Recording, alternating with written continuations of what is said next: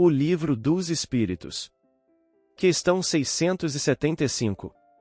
675. Por trabalho só se devem entender as ocupações materiais? Não, o espírito trabalha, assim como o corpo. Toda ocupação útil é trabalho,